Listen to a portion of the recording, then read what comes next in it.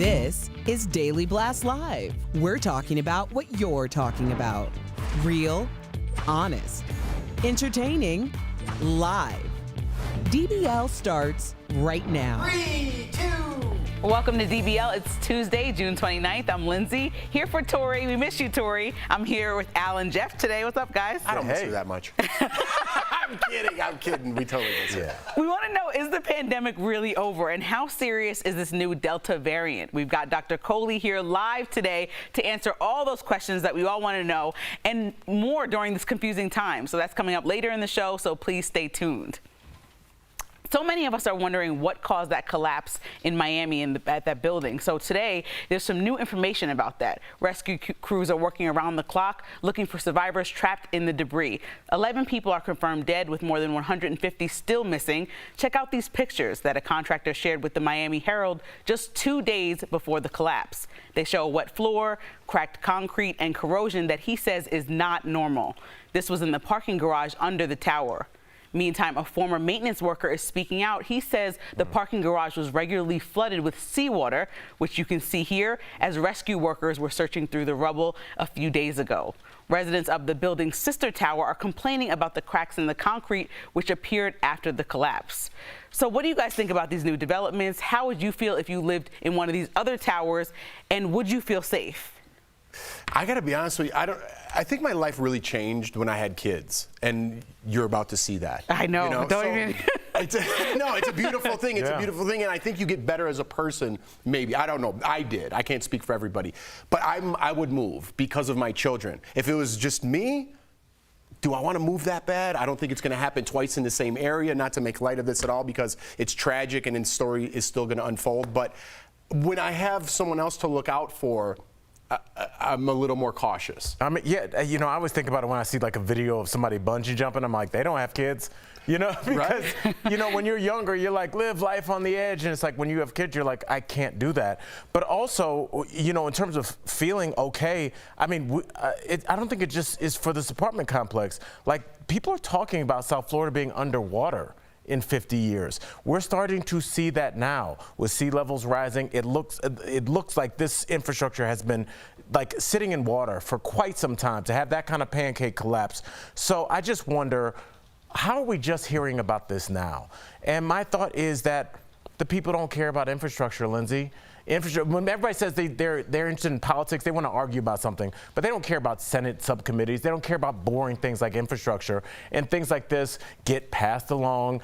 Contractors get paid under the table and weird kind of government city stuff that we've kind of all come to accept, and this is the final result. Nobody's overseeing the stuff that really matters while we're arguing about, you know, identity politics and things like that. My first thought was that you live in your house, and sometimes we all wait to the last minute to repair things until the thing completely breaks down, and now we have to go to the furthest extent to get it fixed. But with this, like you said, it's a building that's monitored by regulations, and so some of those contractors and people who looked into this were saying that there was like a foot of water in some of those areas, and like there were signs that this could have been a collapse from the pool down, meaning from the basement down, and it went down. And so that, you know, we don't have all the information, but we're still waiting to find that out. But this place needed $15 million in repairs. So if your HOA came around and said, are you going to contribute, or this is the new standard to contribute to this $15 million repair over the next few years, would you be worried and like, I got to get out of here? I don't think that I would stay if I was well off enough to live in that Miami area. Yeah, I would leave. And again, I don't know how the salt water contributes to the corrosion of the concrete or the rebarb or anything like that, but I'm sure it has to contribute in some way.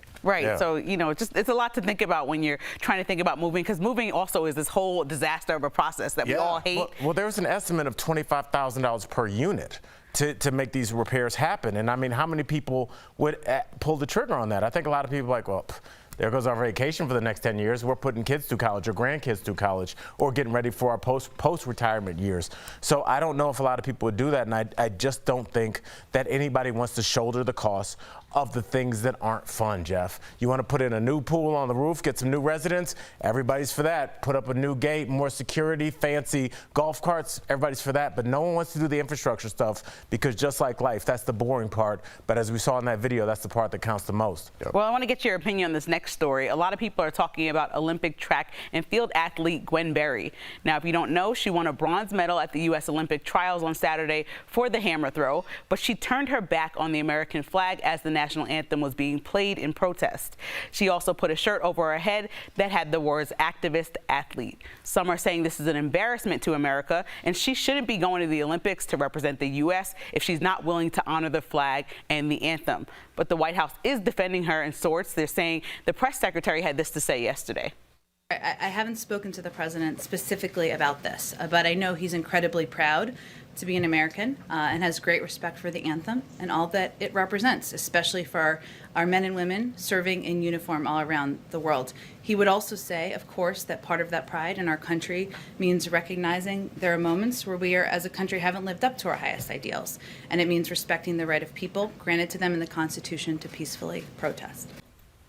So I know Gwen Berry said she felt set up because this is supposed to play before the athletes came out at 5:20, it ended up playing at 5:25 while the athletes were on the field, making her make a decision whether she wanted to protest or put her hand over wherever she wanted to put her hand in that moment, and she decided to protest. But what do you guys think of Olympic athletes specifically doing this in moments of the national anthem?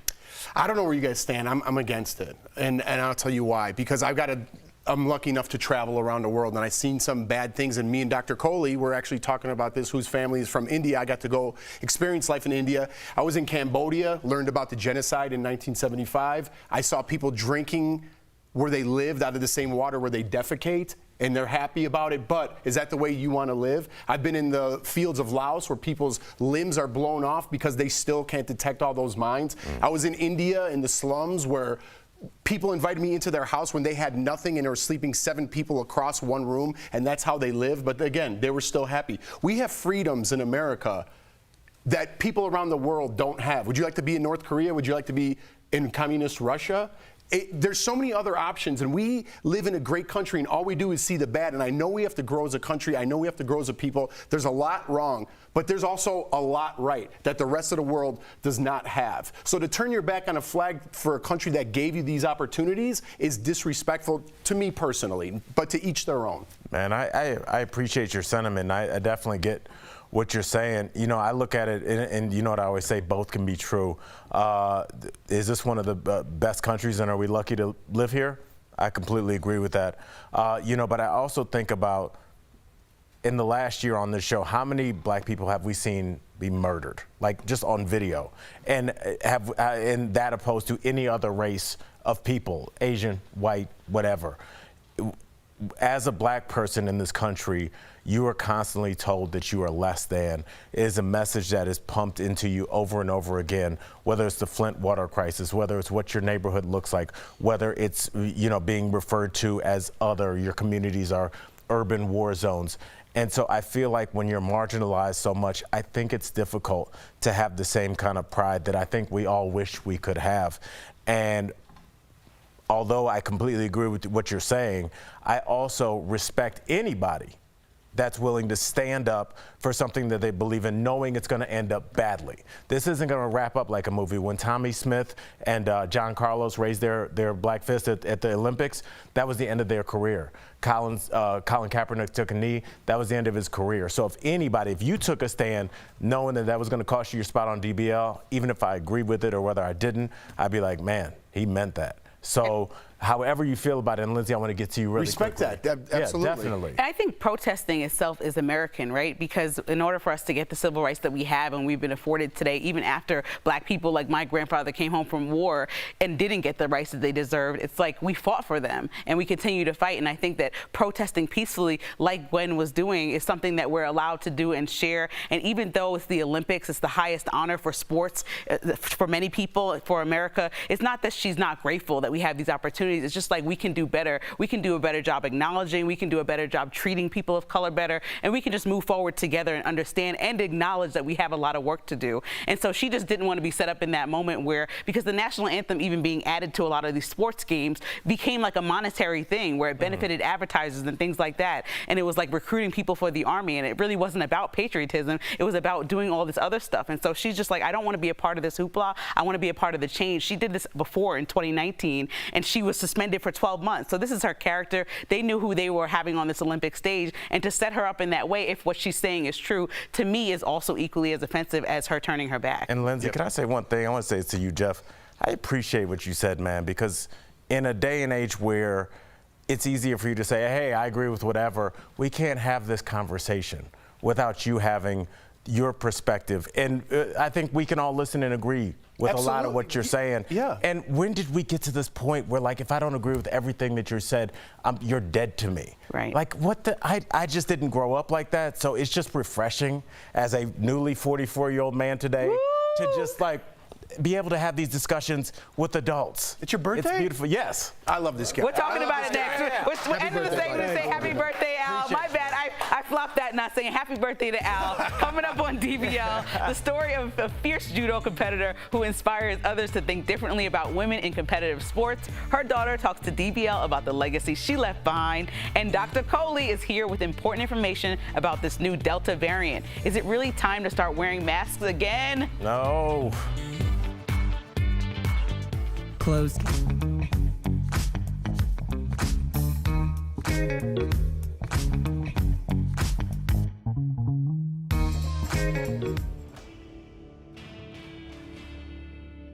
These days, one topic in particular is getting a lot of attention here in the nation's capital. Well, this is about infrastructure. It's infrastructure. Infrastructure bill. A bipartisan infrastructure bill. We have a deal.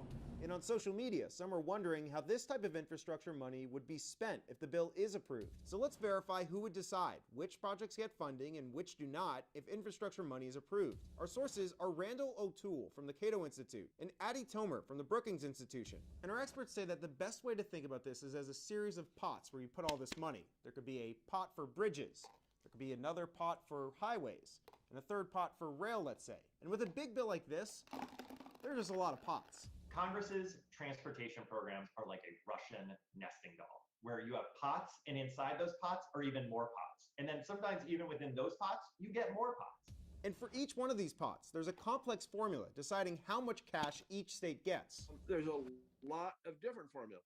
Each pot has its own formula. But for example, the general formula for highways is based on population, road miles, and land area. And that brings us to the final step. Using those formulas, the money reaches the 50 states or DC, where they can either use the money or allocate it to a county or a city within the state. Local appointed officials, members of the bureaucracy, decide how most of the money is going to be spent. For the most part, as long as you follow federal rules and regulations within pots of money, states have extreme amounts of control over what they want to build. With your Verify, I'm Evan Kozlov.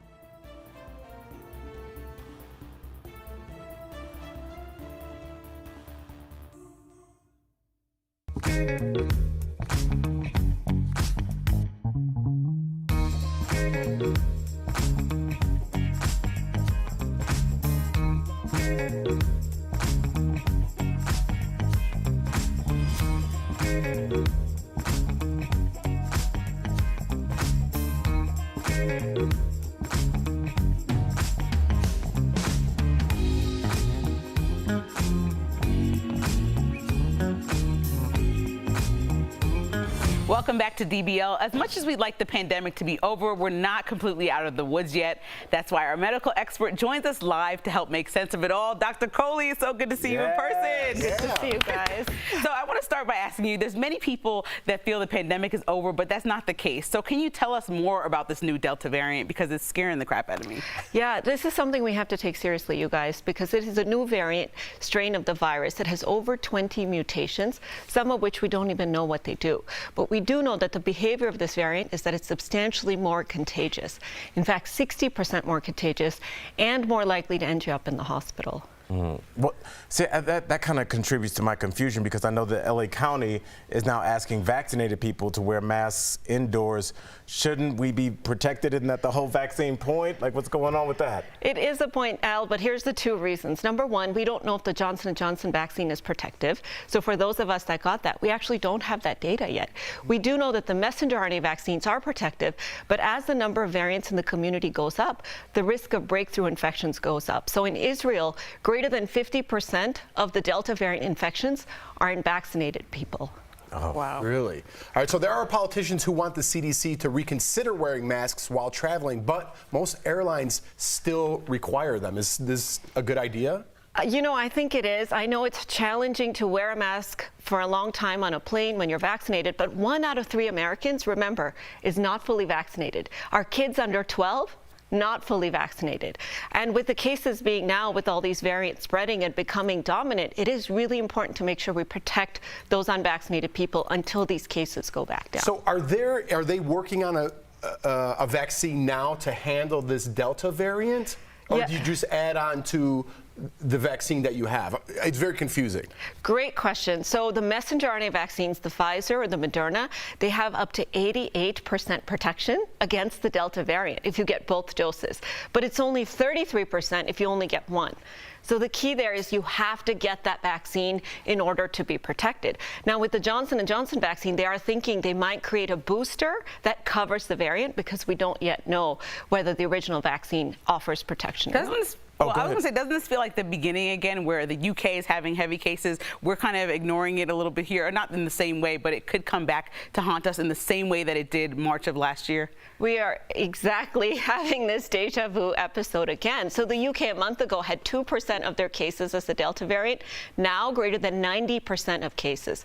And here in the United States, we've gone from 6% now to 20%, and it's expected to become dominant. So yes, very much like deja vu, but we can stop it this time, Lindsay, if we get that vaccine. And so the fact that it's petered off has really got me worried because that's our best weapon against this variant. I wanted to ask a question really quickly on behalf of our viewers that might say, Dr. Coley, I got my first shot, but I work 2 jobs. I have 3 kids. I'm embarrassed to say I didn't get my second shot, and it was like 6-7 weeks ago. Do I need to get my first shot again, or can I still get that second shot? Like, how does that work? That's the great news there. So they're actually looking at new studies, spacing out that second shot by 8 to 12 weeks, and it's working even better. Oh, really? So the good news is you go get that second shot and you'll be protected. Well, thank you so much, Dr. Coley. We'll be right back. If you're eligible for Medicare, then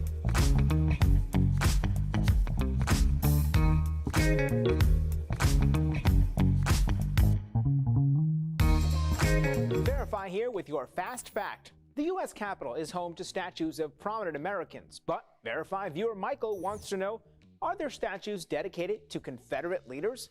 Michael, let's verify. Our sources are the architect of the Capitol and several House bills. There are 100 statues in the National Statuary Hall collection, including 10 of people with Confederate ties. They include Jefferson Davis, who was president of the Confederacy. Right now, the House and a few southern states are in the process of replacing some statues. However, others will keep standing. So, Michael, we can verify there are statues dedicated to Confederate leaders in the Capitol. With your Fast Fact, I'm Brandon Lewis.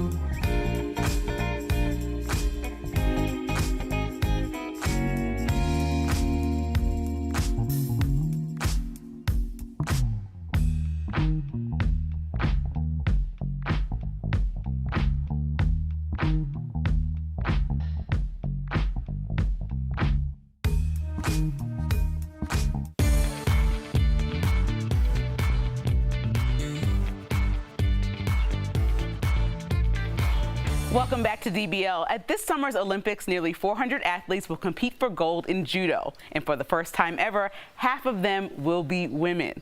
It's a feat. Rena Rusty Kanikogi fought decades to make this happen. Today, her legacy is carried on by her daughter, Jean.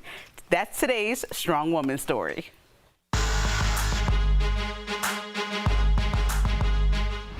It was a man's world that Rusty Kanikogi wanted into. Judo is an Olympic sport, and it consists of throws, chokes, arm locks, and pins. And what makes it a little bit different is it is full contact. A tough New Yorker through and through, Rusty was never one to shy away from a fight. She grew up fighting all her life. She had a very tumultuous childhood, and she became a female gang leader. Now, the gangs back then were nothing like what we know of gangs today. Rusty's gang was known as the Apaches, a group of self-proclaimed fighters who organized brawls with other girl gangs. At age 20, Rusty was introduced to the sport of judo by a friend. She had no idea what judo was, but he said, well, let me show you. And he picked her up on his hip with a judo throw like she was a piece of paper. And Rusty was a 5'9", 200-pound strong woman. And she said, that's it, I need to learn judo. Being a full contact sport, judo was considered a man's sport, but Rusty refused to give up.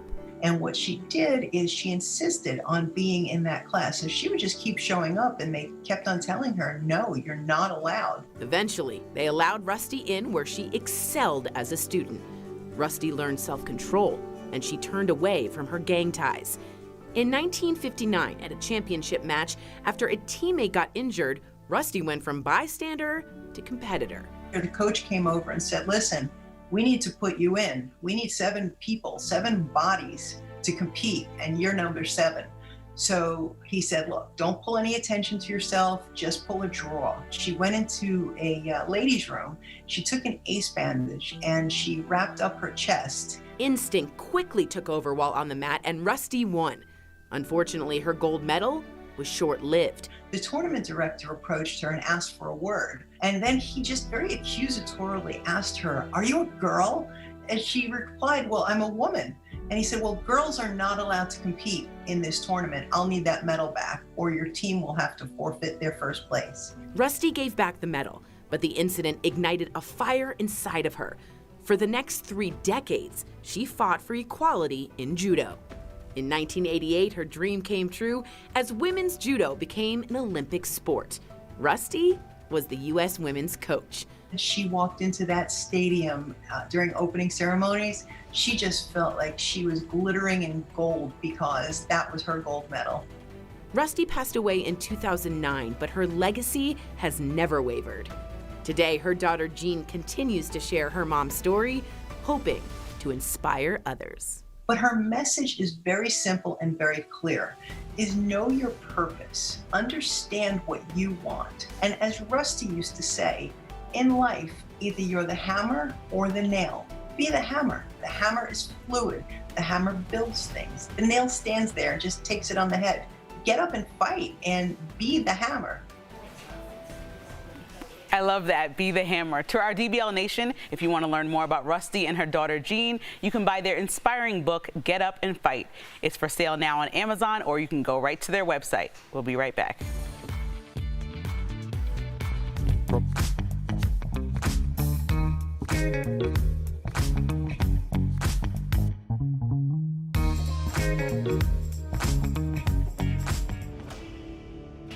Social media, the rumor mill can cause problems. That's where Verify steps in to clear up what's true and what's false. We found tweets and posts like these, with thousands of likes and retweets, claiming that the World Health Organization is suggesting, quote, women of childbearing age should stop drinking alcohol. Others go a step further, claiming that the WHO is banning women of childbearing age from drinking. So let's get to the bottom of this and verify. To get the answer, we went straight to the World Health Organization. The tweets refer to part of their action plan to cut down on worldwide alcohol abuse. Here's the statement from the first draft of the plan released in June. Quote, appropriate attention should be given to prevention of drinking among pregnant women and women of childbearing age. A spokesperson for WHO told us in part, quote, The current draft of WHO's Global Action Plan does not recommend abstinence of all women who are of an age at which they could become pregnant. However, it does seek to raise awareness of the serious consequences that can result from drinking alcohol while pregnant, even when the pregnancy is not yet known. The spokesperson said that the second draft of the report will be more clear. So we can verify that false. Claims that the WHO is banning women of childbearing age from drinking are just not accurate. But it is true that the agency advised against it in a first draft. It is a sledgehammer to crack a nut. Now, our researchers spoke to a global health expert and prenatal health expert to talk about what a recommendation like this means. To recommend that all women, whether or not they're planning pregnancy, whether they're in a relationship, whether they've got effective contraception, should not drink seems to me rather, going one step too far. It's up to the countries themselves and the public health authorities within those countries to take that information, to consider how that fits into their own set of public health priorities. With your Verify, I'm Evan Kozlov.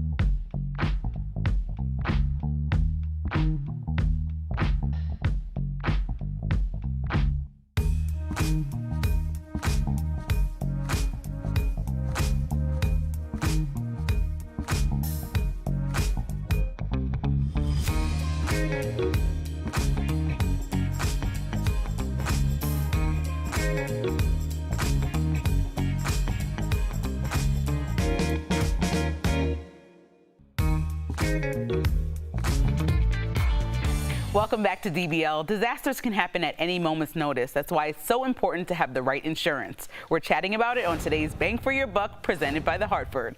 The condo collapse in Florida is a sad reminder that something catastrophic can happen to any one of us. Here's what to do if disaster strikes. First, account for all the loved ones and call first responders. Next, call your home insurance company and file a claim. It's important to do that as soon as possible because insurance claims are reported on a first-come, first-served basis. You'll also want to make sure you take photos of damage and oversee any repairs. Your insurance companies are there to help, so it's so important to find the right plan for you. We've made it easy for you to find quality and affordable insurance. The Buck's got your back. The Hartford will be happy to provide you solutions. Call The Hartford at 1-800-683-7108 or visit thehartford.com to learn more. So we only have a couple seconds. I want to restart the show and say, Al, happy birthday. Oh, there you go. I appreciate I know you're like the modest guy who doesn't want all the cheers and celebrations, but you deserve it, Al. You're awesome. I appreciate it. I mean, this is my gift, man. I love doing the show with y'all.